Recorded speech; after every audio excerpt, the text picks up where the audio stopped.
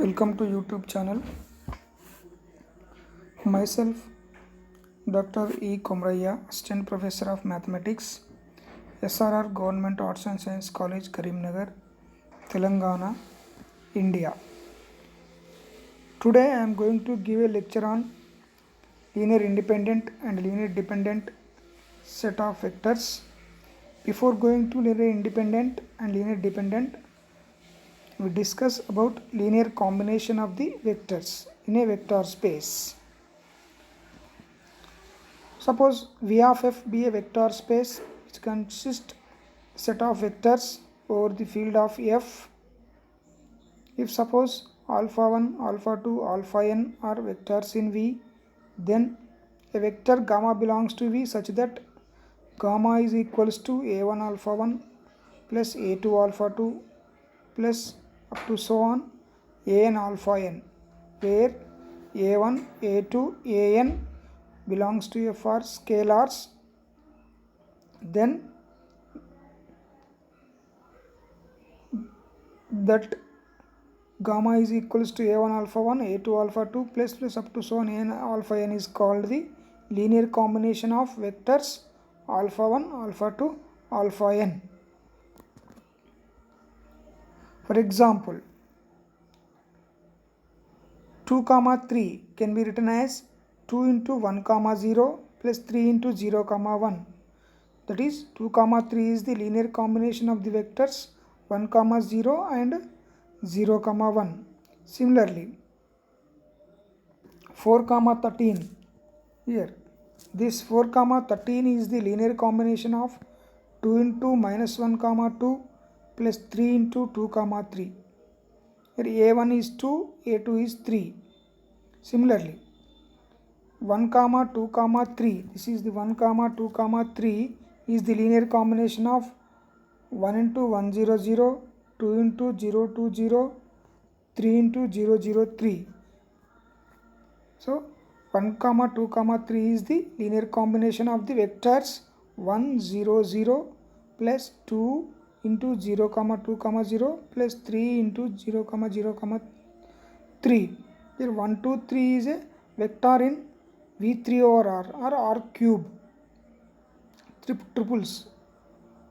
Similarly, fourth one, x comma y comma z is equals to x into 1 comma 0 comma 0 plus y into 0 comma 1 comma 0 plus z into 0 comma 0 comma 1. That's why any x y z in R cube is a linear combination of vectors 1 0 0, 0 1 0, 0 0 1. Similarly, 2 comma 4 comma 5 is the linear combination of 1 2 3, 1 2 2.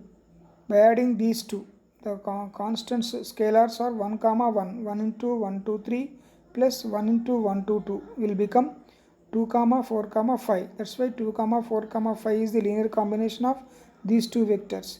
Similarly, 2 comma 2 comma 2 can be written as 2 into 1 comma 1 comma 1. That's why 2 comma 2 comma 2 is the linear combination of 1 comma 1 comma 1. Now, coming to linear span.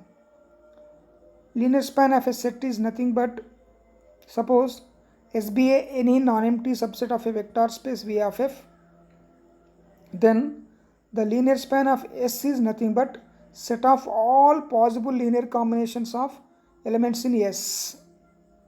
Set of all linear combinations, all possible combinations for different scalars, that all possible combinations are known as linear span. The set of all possible combinations is known as linear span of vectors of S. It is denoted by L of S. Therefore, L of S is equals to gamma, where gamma is the linear combination of all alpha i's, where alpha is belongs to S and A is belongs to F. Here one more important thing is, if S is finite, L of S is always infinite set. Some important note, S may be finite, then L of S is infinite, because L of S is the set of all possible linear combinations of S. There are Possible linear combinations are infinite. That's why L of S is infinite, and S is subset of equals to L of S. Always S is subset of equals to L of S. L of S is said to be generated or spanned by S. L of S is a set which is generated or spanned by S. Whenever S is empty set, it is a empty set, then L of S is 0. Now we can take one important theorem. S is a subset of vector space V of F, then L of S is always subspace of V of F. S is any subset of V of F, finite subset or infinite subset, whatever it is, then L of S is always subspace of V of F. To show the subspace of V of F, we can show that alpha comma beta belongs to L of S, then A alpha plus B beta also belongs to L of S for A comma B belongs to F. For that, let us take alpha and beta are in L of S. Alpha can be written as A1 alpha 1, A2 alpha 2, A n alpha n, and beta can be written as A1 beta 1, A2 beta 2 up to so on A n beta n, where Ai's and Bi's are scalars and alpha i's and beta i's are elements in S. Since alpha beta are belongs to L of S, that's why they are the linear combination of elements of S only. Now A into alpha plus B into beta is equals to A into alpha is A1 into alpha 1, A into A1 alpha 1, A2 alpha 2, A n alpha n plus B into B1 alpha 1, B2 alpha 2, Bn alpha n. This is equals to A1 into alpha 1, A2 into alpha 2 up to so on A n into alpha n plus B1 into beta 1, B2 into beta 2 plus up to so on B beta m into alpha m. This is equals to A into alpha plus B into beta.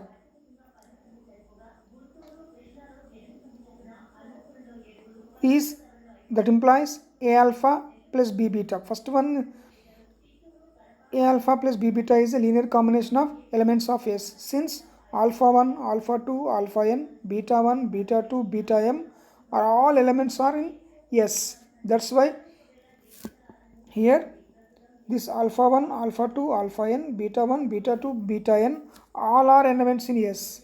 And this is the linear this one is the linear combination of elements of S only. A1, AA1, AA2 and AAN, BB1, BB2, BBM are the scalars, and alpha 1, alpha 2, alpha n, beta 1, beta 2, beta m are the vectors in S. That's why this is the linear combination of elements of S. That implies A alpha plus B beta is the linear combination of elements of S. That implies A alpha plus B beta belongs to L of S. Now we conclude that A comma B belongs to F and alpha comma B beta belongs to L of S implies that A alpha plus B beta is always belongs to L of S. That's why L of S is a subspace of V of F. Therefore, we can conclude that S is any subset of a vector space, then L of S is always subspace of the vector space. Now, some important note is, now L of S is the intersection of all subspaces of V which contains S. The subspaces which are containing S, the intersection of all such subspaces equals to L of S. And if S is subspace of V, then L of S equals to S. S is a subspace. S is a subspace means all linear combinations are also belongs to S itself. That's why L of S is equals to S.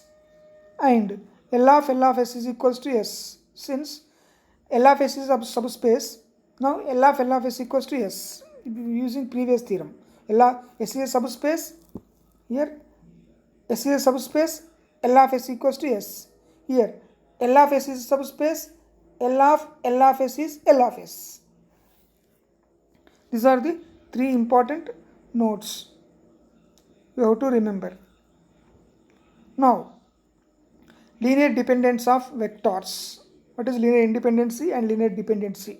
Linear dependency of vectors. Let V of f be a vector space.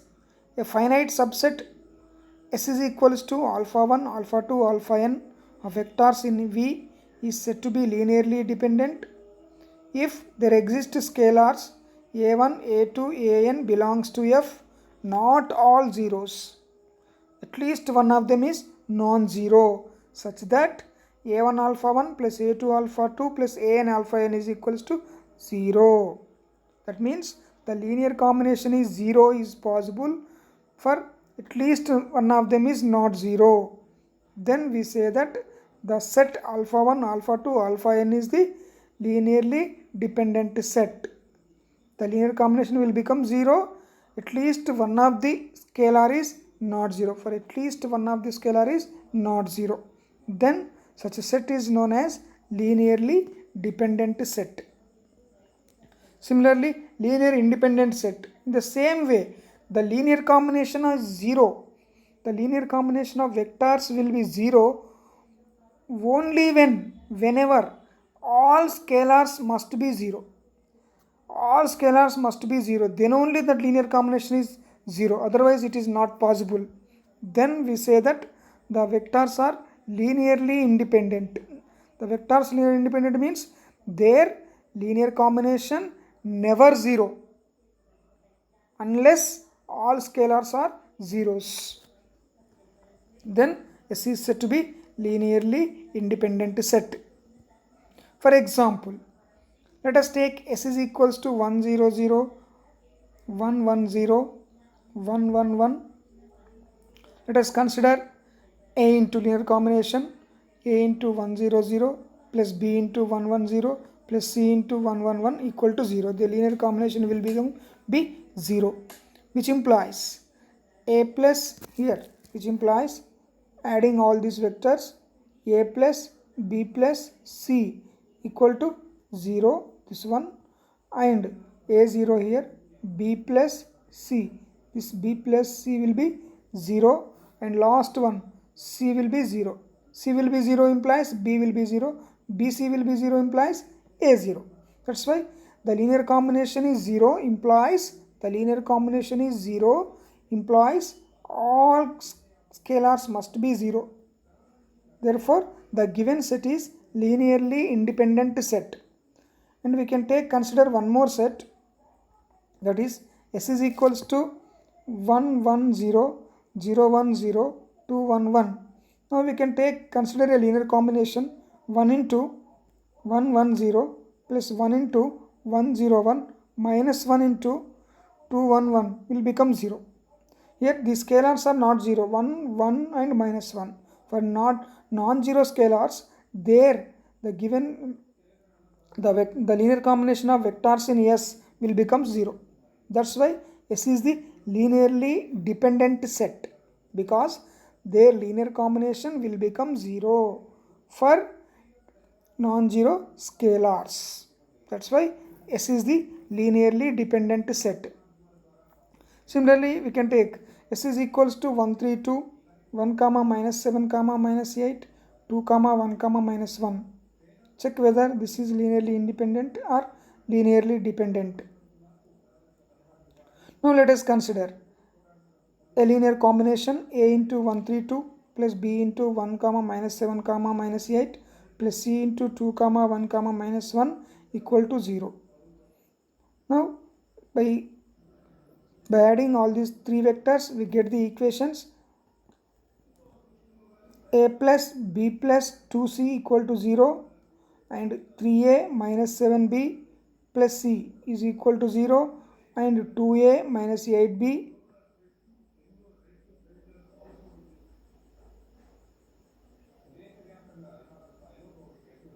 minus 2B, this is 2A minus plus 2B minus C equal to 0, which implies that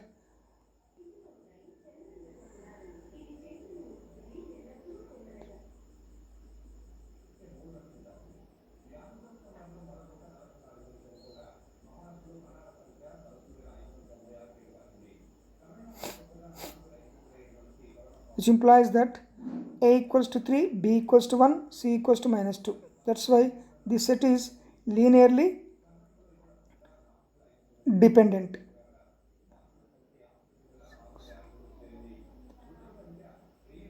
Sorry, this is minus 2 only. This is minus 8 only. This is minus 8 only. Here it is minus 8 we can take. Here it is minus 8. Now 2a minus 8b minus c is equals to 0 implies a equals to 3, b equals to 1 and c is equals to minus 2. That's why the given set S is linearly dependent. Now we can take some important conclusions. Every superset of a linear dependent set is always linearly dependent, and every subset of a linear independent set is linearly independent set. And one more thing is, a set which consists 0 vector is always linearly independent. You remember this point. A set which consists a 0 vector is always linearly dependent, and any non-zero vector is always linearly independent. Any non-zero vector is always linearly independent vector. And in R over n or in R square means it consists a comma b. In R square, any 3 vectors are always linearly dependent. Similarly, in R cube, any set of 4 vectors are always linearly dependent. In R over n, the set of any vectors more than n are always linearly dependent. If they are less than n, we can decide by using the procedure. Like that, we can decide the given vectors are linearly independent or dependent. Or otherwise, if suppose here we can take S is equals to 132, 132, 1 minus 7 minus 8, 2, 1 minus 1. Here vector, all this is the subset of R cube. These are vectors in R cube, and these are 3 vectors in R cube. When we form a matrix with these 3 vectors, that will become a 3 by 3 matrix. Whenever we get a 3 by 3 matrix, if the determinant is not 0, the vectors are linearly independent. If determinant is 0, the vectors are dependent. Here we can take matrix for this vectors 1, 3, 2, 1, minus 7, minus 8, 2, 1, minus 1. Find the determinant, then it will become 0. That's why these vectors are linearly dependent. Or otherwise, if it is m by n matrix, m naught is equals to n, m naught is equals to n, in that case we can find the rank of the matrix. If rank is maximum, that means rank is equal to minimum of m comma n. If rank is equals to, if A is a m by n matrix, if rank is equals to minimum of m comma n, then the set of vectors are linearly independent. The set of vectors are linearly independent whenever the matrix formed by the given vectors is not square matrix, m by n matrix. Then the rank is equal to less than or equals to minimum of m comma n. But whenever rank is equals to minimum of m comma n, then the set of vectors are linearly independent. That is very easy. Suppose we can take a matrix A 3 by 5, means the set of vectors in R cube, 5 vectors are given for us. We can form a matrix. It becomes a 3 by 5 matrix. Its rank may be 3 or less than 3. If it is less than 3, they are dependent. If it is equal to 3, they are independent. The given vectors are independent. Whenever matrix formed by the given vectors is not a square matrix, then the vectors are linearly independent if rank of A is equal to minimum of m comma n, and they are dependent if rank of A is less than minimum of m comma n. Like that, we can identify the given vectors are linearly independent or not by using matrix method also. Okay, thank you.